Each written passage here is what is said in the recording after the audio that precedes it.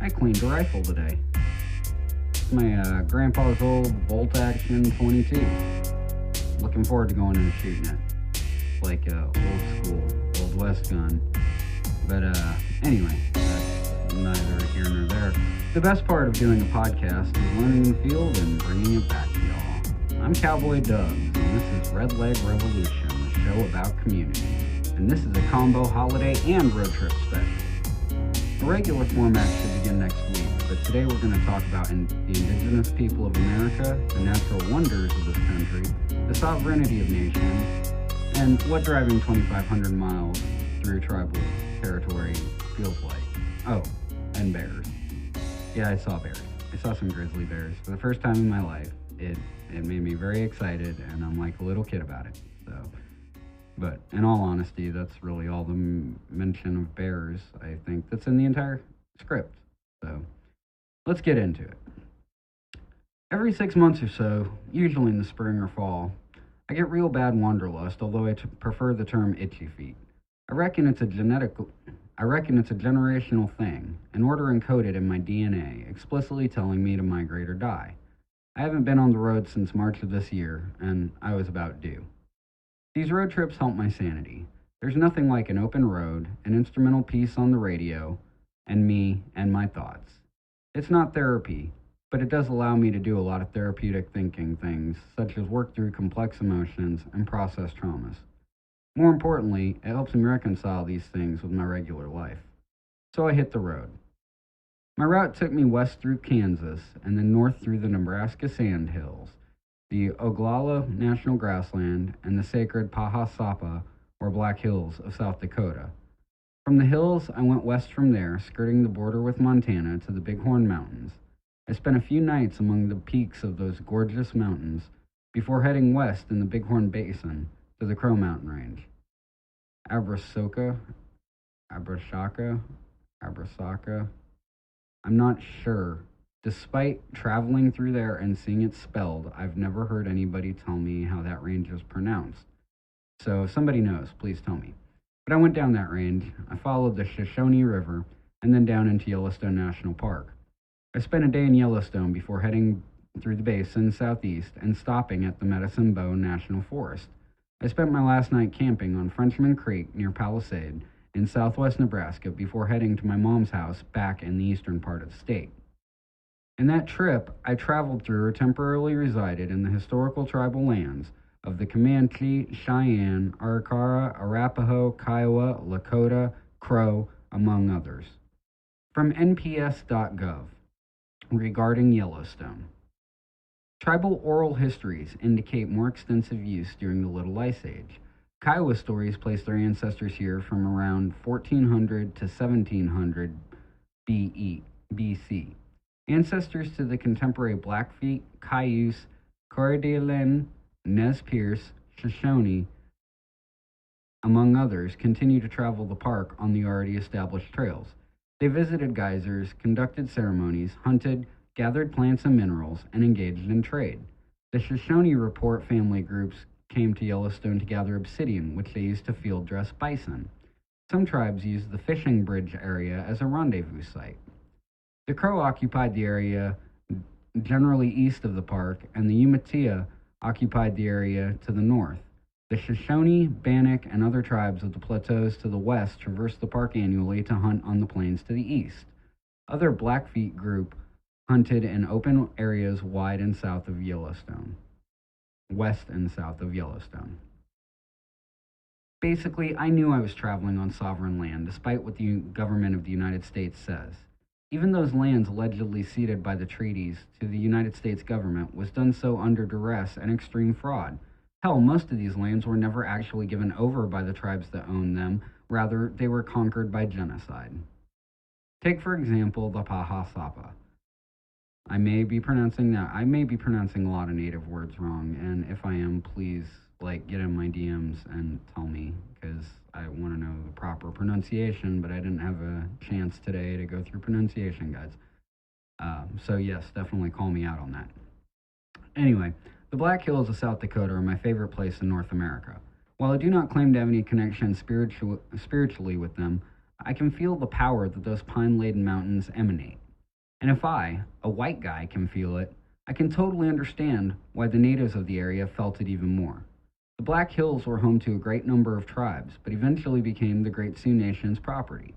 The name Pahasapa means hills that are black in Siouan, called so due to the pines growing densely on the slopes.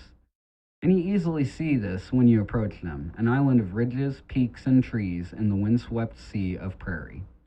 These hills were a hunting ground, a source for lodge and teepee poles, and a winter shelter from the hard seasons on the plains. In 1868, the Treaty of Fort Laramie created the Great Sioux Reservation from mid-Nebraska to west of the Black Hills. The reservation displaced other tribes who were at war with the Sioux, but America doesn't have a history of non-intervention. I mean, Uncle Sam always knows best. Long story short, a bastard named Custard found gold in the Black Hills in 1874. The news trickled back east, and before long, a flow of white prospectors came into the hills, violating the treaty that at that point wasn't even 10 years old. For further information about the Black Hills Gold Rush, I recommend the excellent documentary Deadwood. I know it's not a documentary. Good show, though. The settlers quickly went to work pushing the natives out of their sacred hills in the name of a shiny rock. This violation of the treaty prompted the Great Sioux War of 1876, which, while you may not recognize that term, I'm sure you know these people and places. Sitting Bull, Crazy Horse, Little Wolf, General Crook, Little Bighorn, and Wounded Knee. This war contained Custer's Last Stand, which was reality Custer's Folly, and the genocidal massacre at Wounded Knee. Side note, before we get back into the history, I've never been to Wounded Knee. Someday I plan to go. I have been to the Sand Creek Massacre site in eastern Colorado, where Colonel John Shivington slaughtered a bunch of peaceful Arapaho and Cheyenne. The energy there upon the gentle plains is terrifying. Even hundreds of years later, the land remembers, and I firmly believe it will never forget the blood it soaked up from the innocent women, children, and the elderly. This is our history. This is the country we purport to be a beacon of liberty and freedom. Back to the hills. We fully colonized them in 1876, and South Dakota gained statehood in 1889. Now, the federal government ceased pretending that the natives owned any of the hills, and usually that's where this type of story ends. The government makes a treaty, he violates it, then exterminates anyone who insists the promises be upheld. That's how this usually plays out. But the story of the hill doesn't stop there. From History.com by Jody Rave.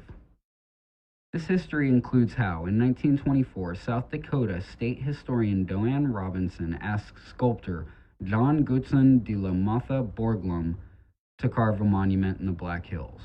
I'm probably pronouncing that wrong, but I don't give a shit. Fuck that dude. Borglum chose to carve George Washington, Thomas Jefferson, Theodore Roosevelt, and Abraham Lincoln into Rushmore Peak. The National Park Service Mount Rushmore website cites Borglum's reason for choosing the men, stating they represented the most important events in the history of the United States. What events were they referring to? Yes, each of these presidents had impact upon the United States, and some of it was even good. Washington was supposedly the father of this country. Lincoln freed the slaves. Roosevelt busted up the banks and founded the National Park System. Jefferson had the Louisiana Purchase. But from a native perspective, Washington was called the Town Destroyer due to his war with the Iroquois tribe.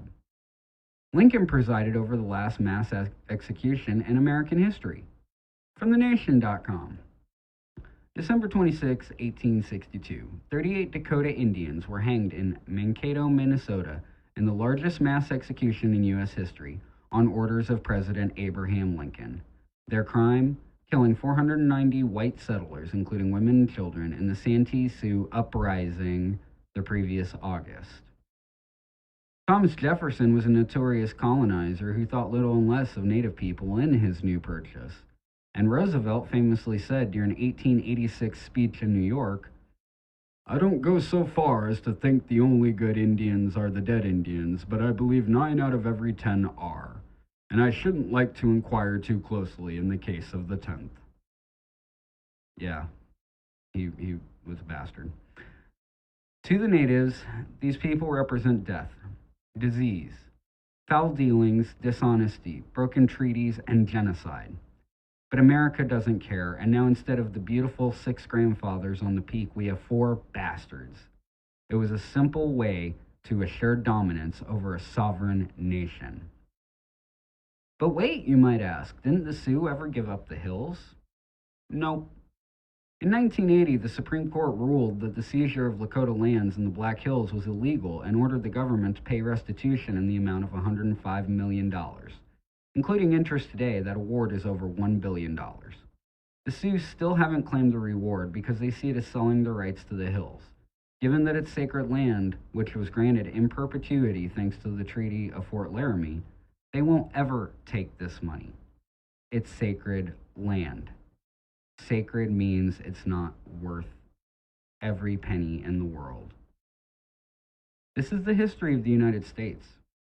A history of genocide, of murder, of all sorts of horrible stuff. And we're going to get into even more of that. But first, let's take a break. When we get back, we'll talk about why Columbus was a bastard as well, and how he set this all in motion. This is Red Leg Revolution. I'm C-Dubs, and we'll be right back. Deep in the swamps of Florida. Honey, is that a new plant? He dwells, waiting. Where did those seeds come from, honey? Silently. Oh my God! What is that thing? Sending seeds and stickers across the country. And spreading solidarity. Have you lost your mind, honey? We can't move to a sustainable commune in upstate New York. What's wrong with you lately? There's no stopping him. The mighty Skunk Ape is on Facebook, and he's on a mission. Anarchy! No! Coming to a post office box near you, the Skunk Ape Liberation Union. Hey, capitalism sucks, but Revolution Records, Kansas City's old school record and bookstore, is part of my community. When I'm in Kansas City and need a book or a copy of a local band's album, I go to Revolution Records. Revolution has a great selection of posters, books, records, tapes, and zines. Plus, they repair music and sound gear. That's pretty dope. Most importantly, Revolution Records is part of the community beyond being a small business. The staff does a great job maintaining an inclusive, accepting, and respectful atmosphere, and they also are active in making Kansas City a better place. Community fundraisers, workshops, events, and meetings all have taken place at Revolution Records, and that's just the stuff I was involved in. So the next time you need a new record to spin or your speaker breaks, go check out Revolution Records, located 1830 Locust Street, Kansas City, Missouri, or at revolutionrecordskc.com.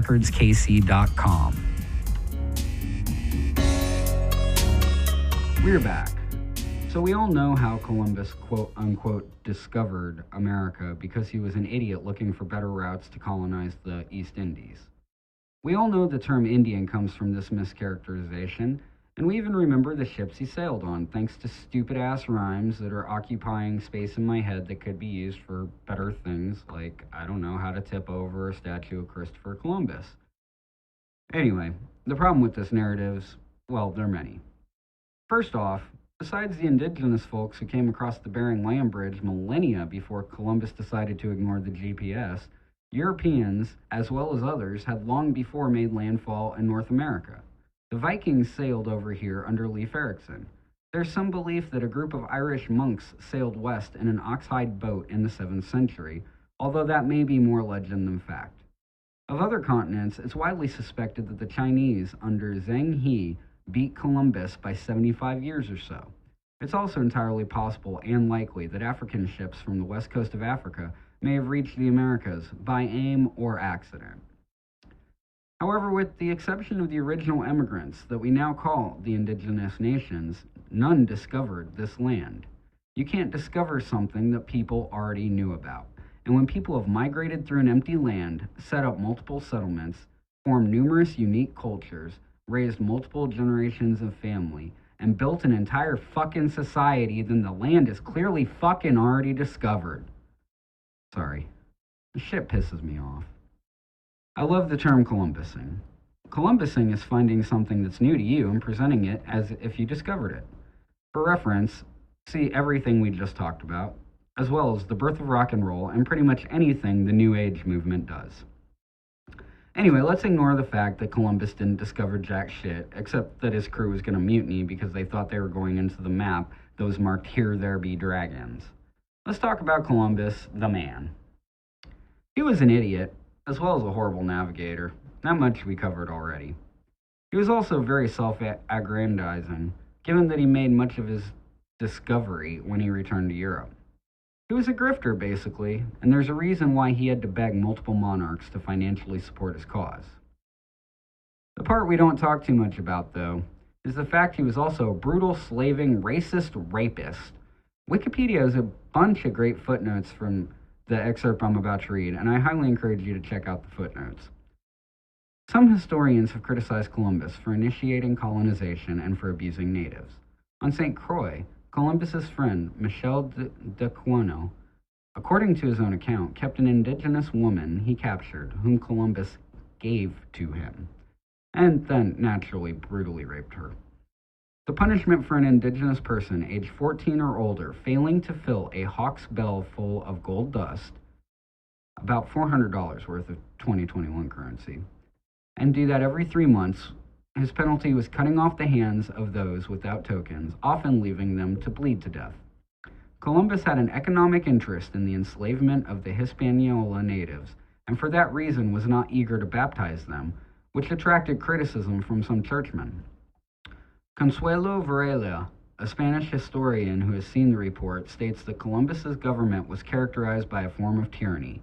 Even those who loved him had to admit the atrocities that had taken place. Basically, Christopher Columbus came to Hispaniola with the intent of making money for the monarchs, the church, and himself, and he didn't care how he went about this. The first shipment of enslaved people to the quote-unquote New World was sent in 1501 by Catholic monarchs. His crew and himself promptly enslaved the indigenous population, forcing them to mine the abundant gold, and hesitated to convert them because that would give them some nascent rights. Basically, Columbus was a bastard.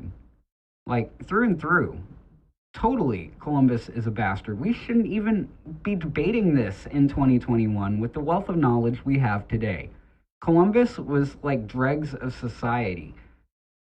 Where are we at where we're holding up rapists and murderers and the architect of the destruction of entire civilizations as paragons of virtue because they were able to sell the idea that I got lost. Oh, wait, no, I didn't.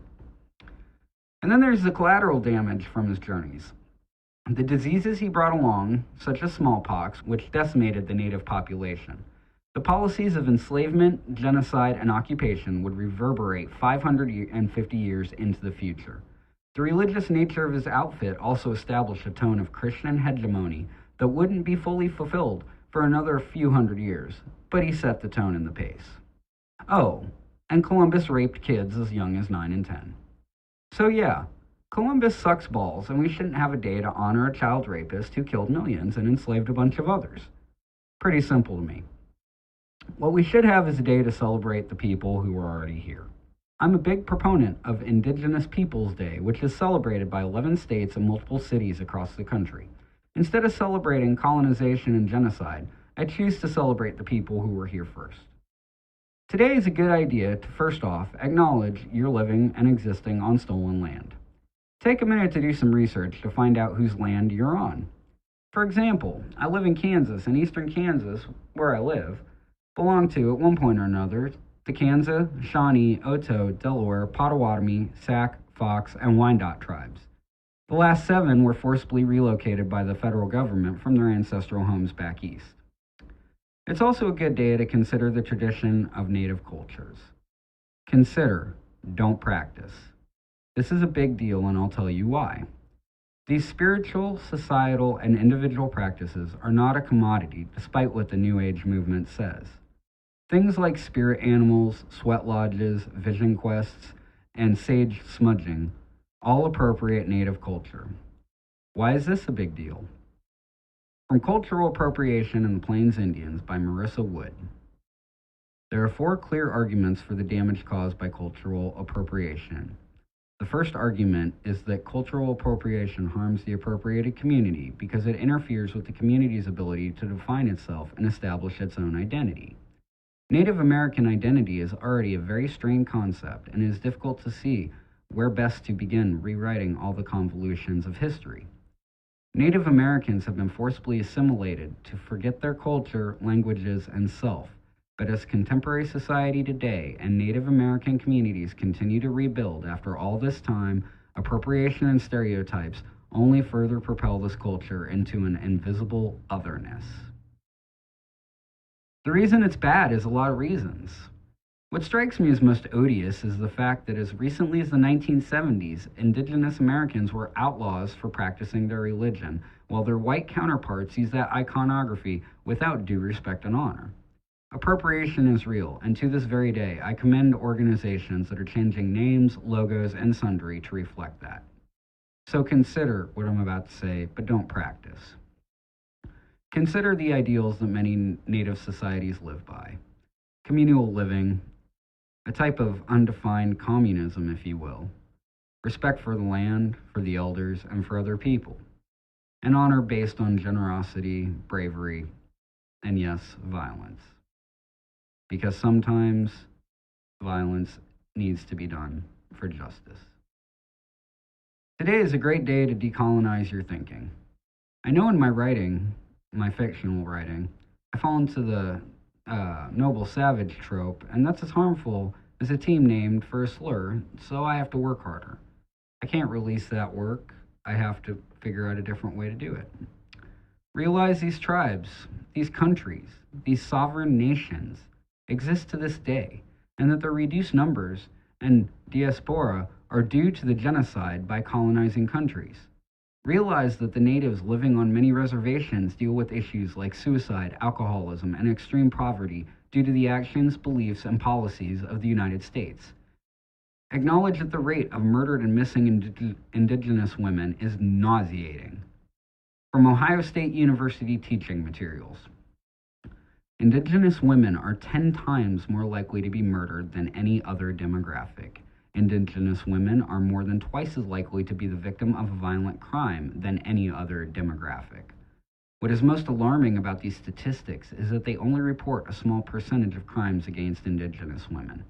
The Urban Indian Health Institute conducted various studies to gather information to compare numbers to those, like those cited above, given by our government, and found the rate of violence experienced by these women were much higher than reported.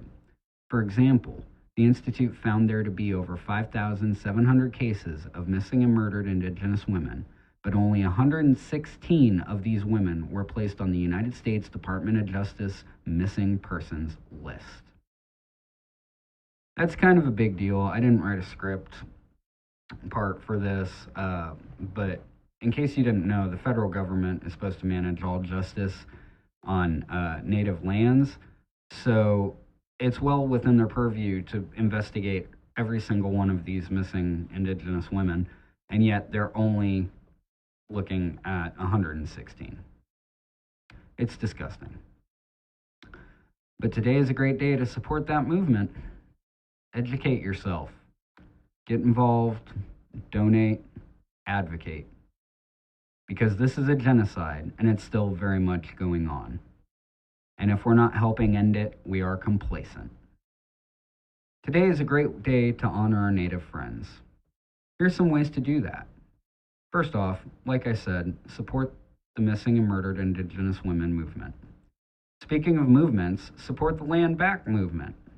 I don't have any answers on how to make all of this right, but giving land back is definitely going to be part of it, bar none, no argument, full stop.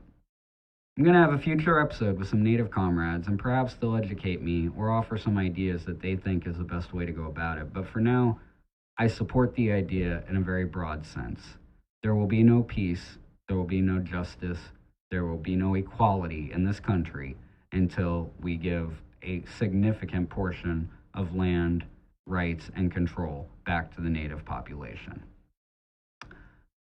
And a more personal way you can support our Native comrades is donating to the Crazy Horse Memorial at donate.crazyhorsememorial.org. I love the Black Hills, and I would be ecstatic to see a real hero, a real leader, and a real native of this land sculpted not 30 miles from the bastards we talked about earlier.